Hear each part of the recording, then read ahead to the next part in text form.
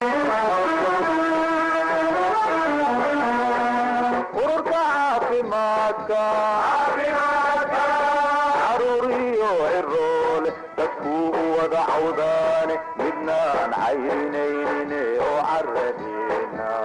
baaris socotay 4 sano oo ku saabsan xanuunada ku dhaca wadnaha iyo waxyaalaha keena oo ay soo qaban qaabisay hay'adda caymiska caafimaadka Health Partner oo ay ka qayb qaateen hay'adaha caafimaadka gobolka Minnesota ay ka mid yihiin Welshire East African Health Project, Hanabin Healthcare iyo Arura Healthcare ayaa lagu soo gabagabeeyay hoolka jaamacadda Minnesota. cilmi baaristan oo ku qotonta la socodka caafimaadka dadka ayaa waxa nasiib u yeeshay markii ugu horeysay jaaliyadda Soomaaliyeed ee gobolka Minnesota iyadoo dhakhaatiirtu sheegeen 156 qof inay kala qayb qaateen baaritaanka. baariyaasha ayaa ku ogaaday cilmi baaristan waxyaalaha keena wadna xanuunka iyaga oo goobta ka sheegay inay keenaan cayilka, sonkorta, macaanka, kolestaroolka iyo cabitaanka sigaarka ama shishada. Dr. Westigad oo ka howlgala rugta caafimaadka ee Region Hospital qaybta gargaarka degdega isla markaasna ah cilmi baare dhanka caafimaadka ku xeel dheer ayaa noo sharaxaya baaritaankan.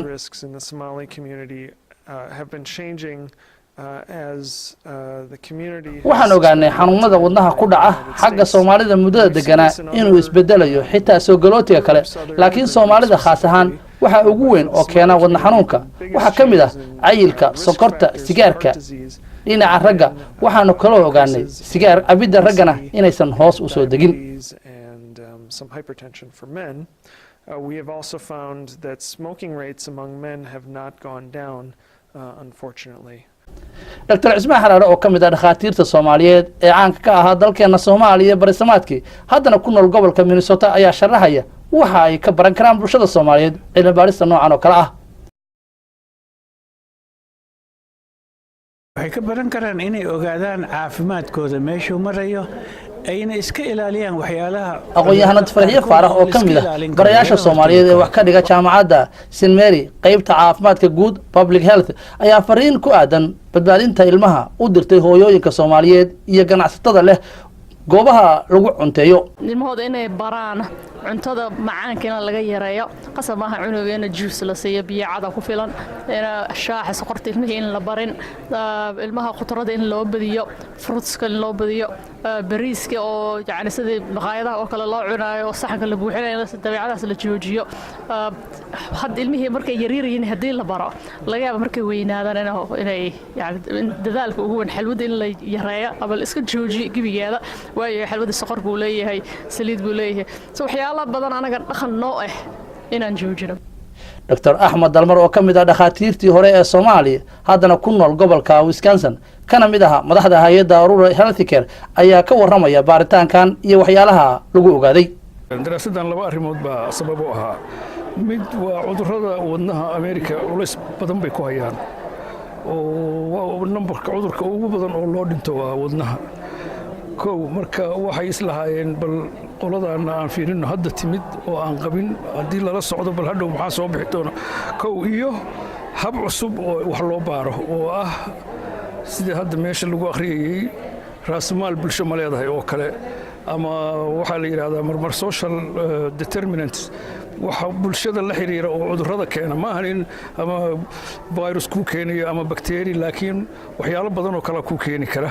dhakhaatiirta Soomaaliyeed iyo kuwa gobolka Minnesota ayaa si wada jir ah waxay u fuliyeen barnaamijkan oo soconayay muddo 4 sano ah.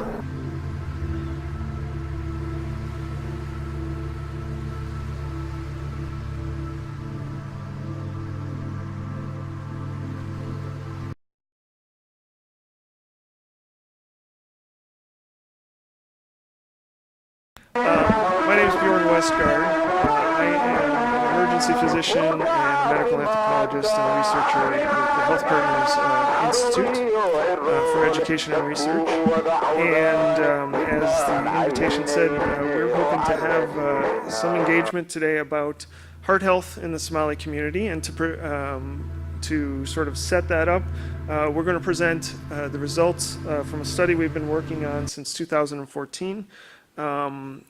And that we kind of colloquially call the Somali Heart Health or Cardiometabolic Study.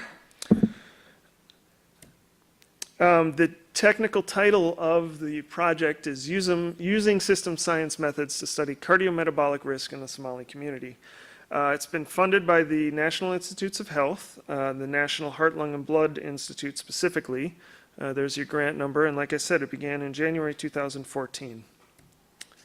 And there are many partners who are involved. Everybody who's up here with me is part of one of these organizations. Hennepin Healthcare, Doug Price, Welshire International, Abdi Kahin, Abdi Gaini, and Laura Erlich-Sanka, and Diana Dubois, and the East Africa Health Project with Dr. Osman Ahmed, also known as Harari, and Aurora Healthcare. We have Ahmed Delmar down here, and then my other compatriots from the Health Partners Institute for Education and Research.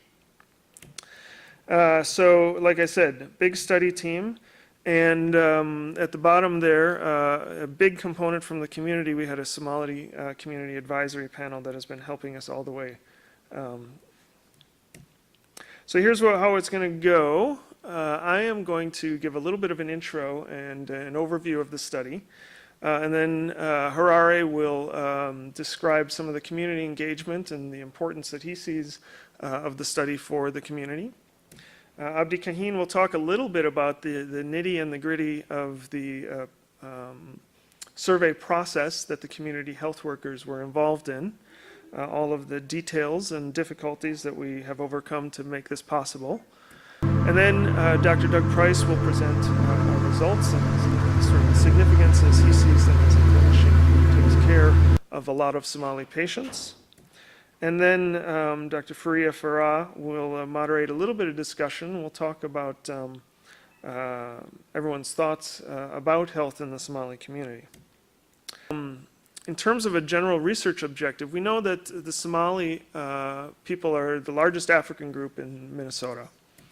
And in terms of immigrant groups and populations locally, we know much less about the health of Somalis than a lot of other groups.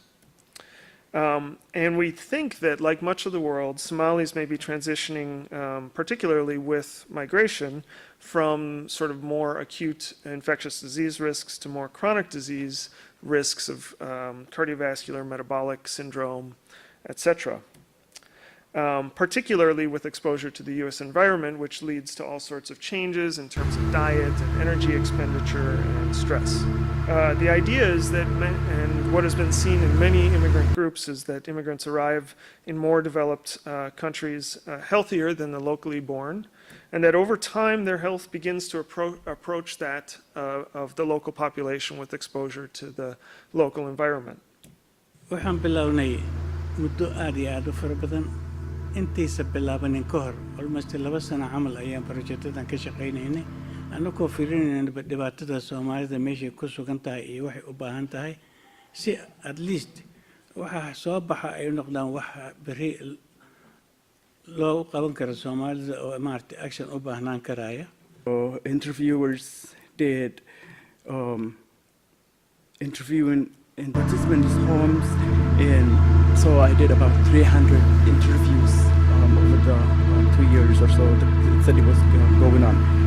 And the most unique thing, or the most challenging thing that I have seen that I never expected, was the steepness of some of the stairs of the homes that I went to. It was one of these that you only think about in, bad dreams. So the first result that we're going to talk about is overweight and obesity, and that's an American problem. I don't think it was a big Somali problem back in East Africa, honestly, but it certainly is a problem in the United States, and it's been getting worse over time due to modernization and urban environments and many things that reduce the amount of time people spend doing physical exertion, whether it's exercise or work. Can you explain on a high level what weighing data means?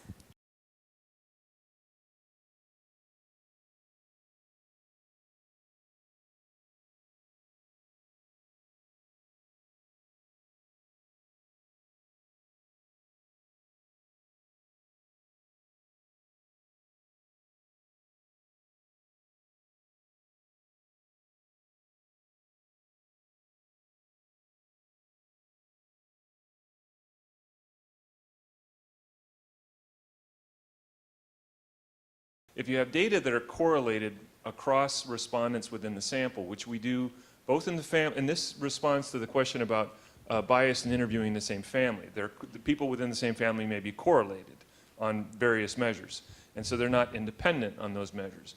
In the same way, when we're recruiting through social networks, people who are close to each other in their social network may be more similar to one another than people who are further apart in those networks. And so you have to take account of those correlations across the observations. And the way you do that is through a statistical technique called weighting. And so in the clustered data, you use one way to weight for the dependencies. In the respondent-driven sampling, we used a tool called RDSAT, which has in it the analysis tools to take into account how strongly different observations are correlated based on specific measures. The only thing I know is inactivity, extra calories, and sugar. Aaminaadda dhakhtarrada waxaa ku jirtay daraasadda hadda la sameynayay is-aaminaadda Soomaalidu ma aaminaysa ma aaminta Soomaaliga kale ma aaminta dadka Minneapolis taas iyadana waxaa ka soo baxay inay ayagu way is-aaminayaan laakiin waxaa dhici karta marmar inayan dadka dibadda aaminin daraasaddan laba arrimood baa sabab u ahaa mid waa cudurrada wadnaha Ameerika culays badan bay ku hayaan oo nambarka cudurka ugu badan oo loo dhinto waa wadnaha kow marka waxay islahaayeen bal qoladaana aan fiirino hadda timid oo aan qabin haddii lala socdo bal hadhow maxaa soo bixi doona kow iyo hab cusub oo wax loo baaro oo ah sida hadda meesha lagu akhriyay raasmaal bulsho ma leedahay oo kale